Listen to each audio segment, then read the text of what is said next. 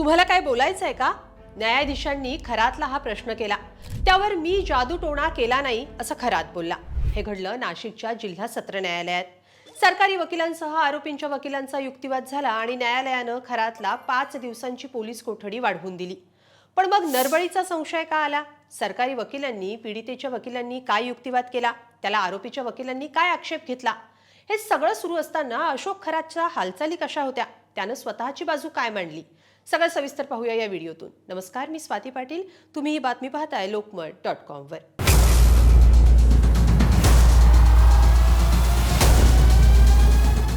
24 मार्च साधारण दुपारची वेळ. नाशिकचं जिल्हा सत्र न्यायालय गर्दीनं खचाखच भरलेलं.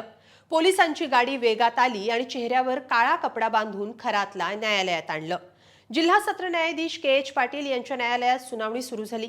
सरकारी वकील शैलेंद्र बागडे तर सचिन भाटे यांनी खरातची बाजू मांडली.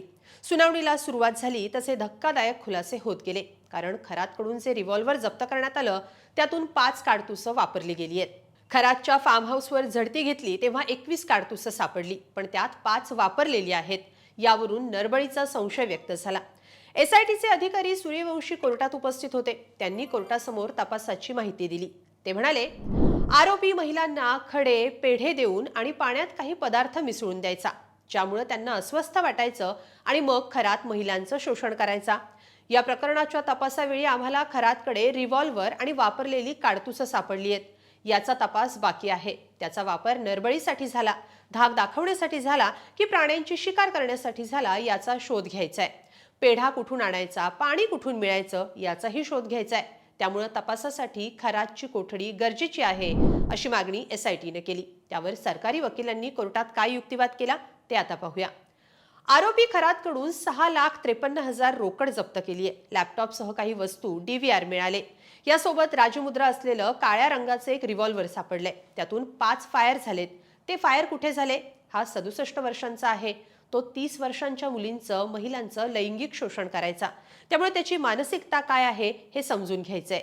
गुन्ह्याची मोडस ऑपरेंडी समजण्यासाठी तपास गरजेचा आहे. म्हणून पोलीस कोठडी वाढवून द्यावी अशी मागणी सरकारी वकिलांनी केली.